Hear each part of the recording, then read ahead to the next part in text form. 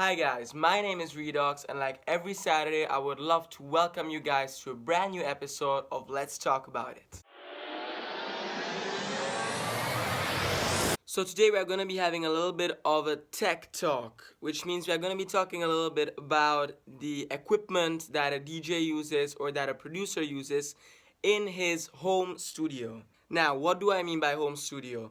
It's the place where the magic starts. When I'm producing a track or when I'm starting a mixtape, that's where everything actually starts, in my home studio, which in my case is also my room and my bedroom. So a lot of you guys asked me what equipment I use in my home studio, what do I use to produce, what do I use for my mixing and my mixtapes, and I just want to talk a little bit about that. So let's start talking about it. First thing you may notice when you step into my home studio room is that we are surrounded by these panels, okay?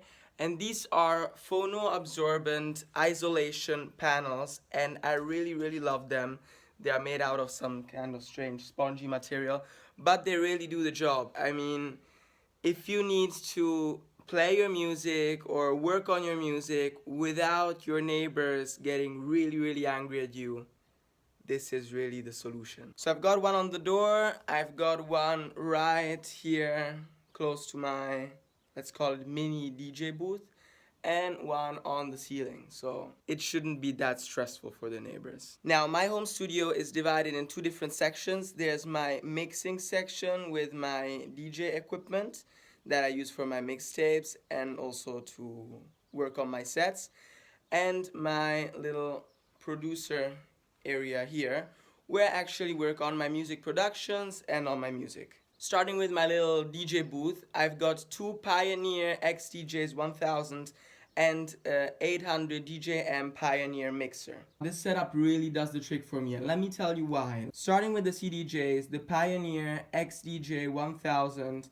is a really cool player which launched something like 2 years ago, so it's pretty new, and it's got a lot of awesome features, and it's not that pricey. Of course, we're still talking about Pioneer here, so don't expect it to be cheap, but you can check out the price online.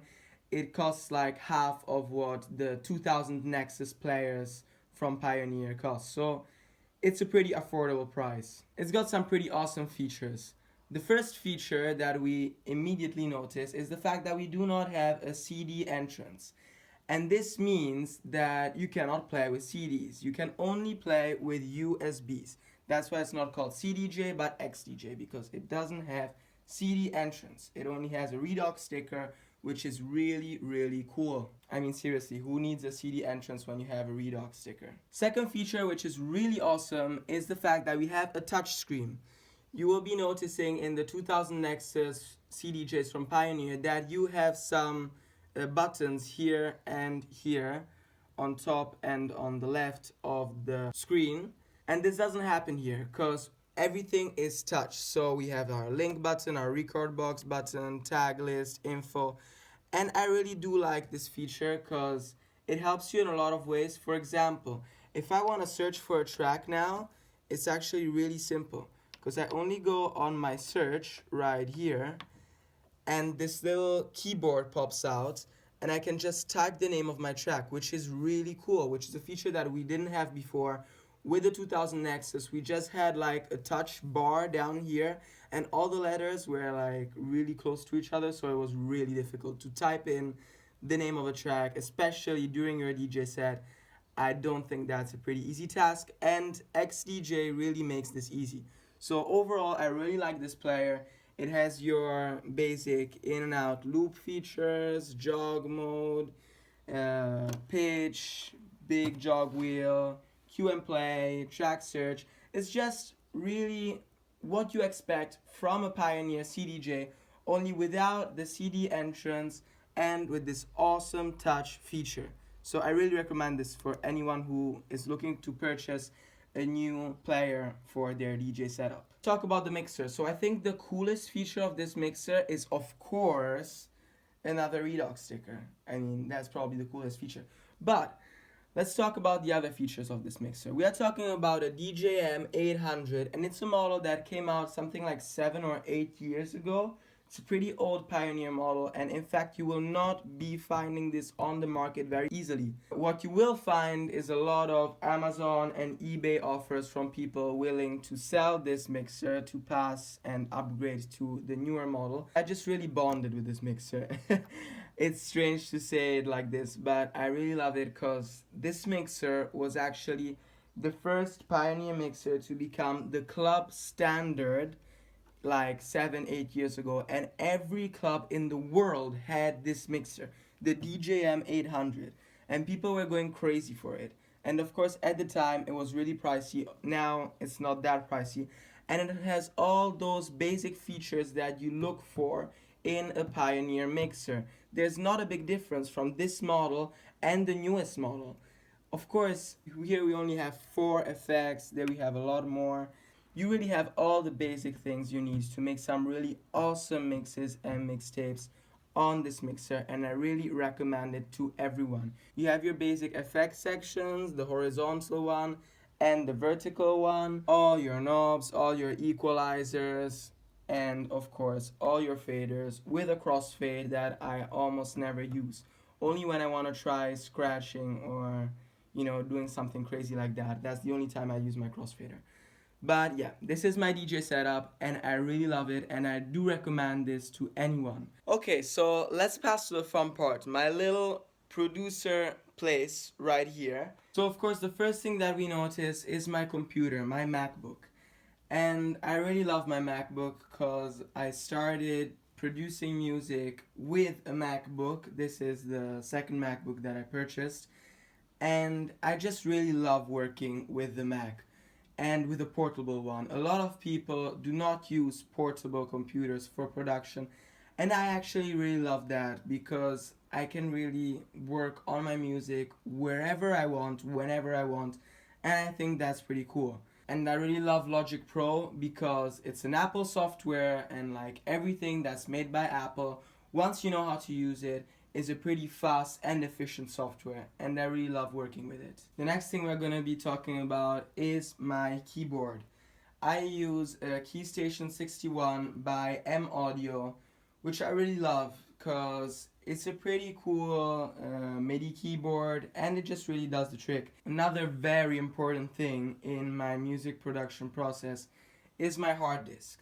Now, my MacBook has something like 250 giga of memory, and that's not enough for me because I've got a lot of sounds and a lot of plugins installed, and I need external space.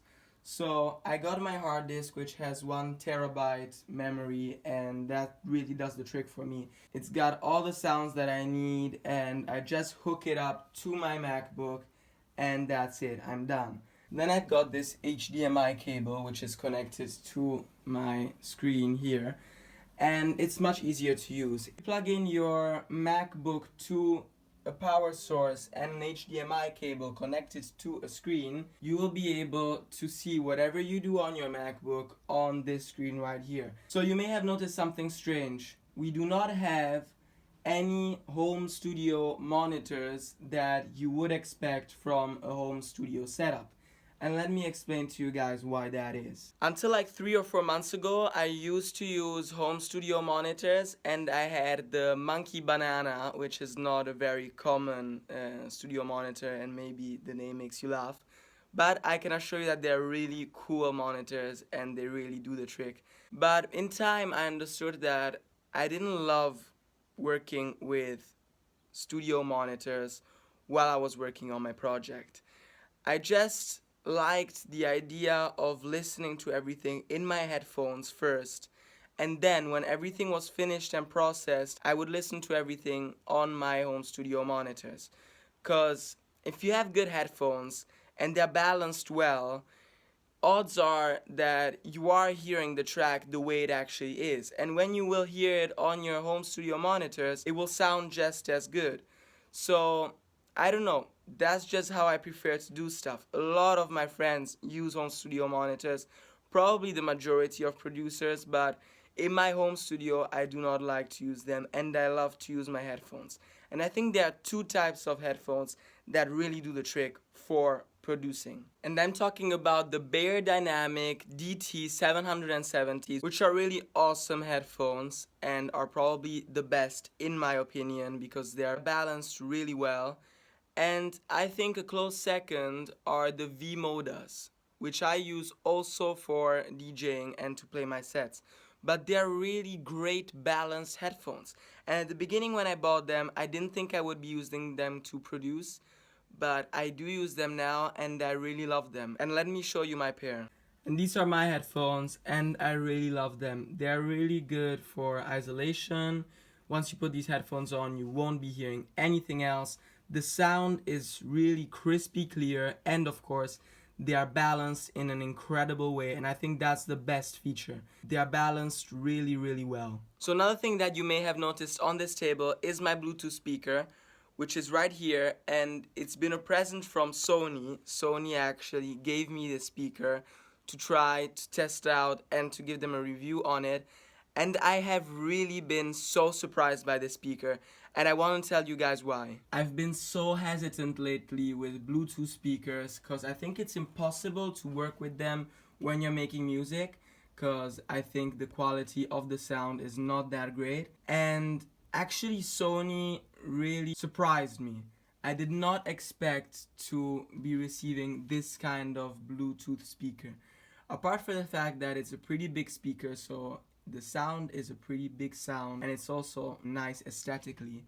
The sound is really great. I really love the sound, and it's almost as if I am listening to a studio monitor. It's a really great sound. It's really surprising. I know you guys probably do not believe me because, you know, how can it sound like a studio monitor? But you have to listen to the way they sound before actually judging them. And I was the first to judge them. I didn't think they would be that great, but Sony really stepped up their games with these Bluetooth speakers. It's got your basic on and off button, plus and minus volume. You can also receive calls with it, but I don't know who would like to receive a call and let everyone hear what the other person is saying, but okay. And an extra bass button, which is actually really interesting. And when you're listening to music, you can just tap this button here and it gives you a bass boost. And overall, it's a pretty balanced speaker. The sound is pretty balanced. It's really crispy clear. And of course, I don't know how I can show you guys that the sound is really great. I can try giving you guys a little preview, but of course, you will not be able to understand how great this speaker really is.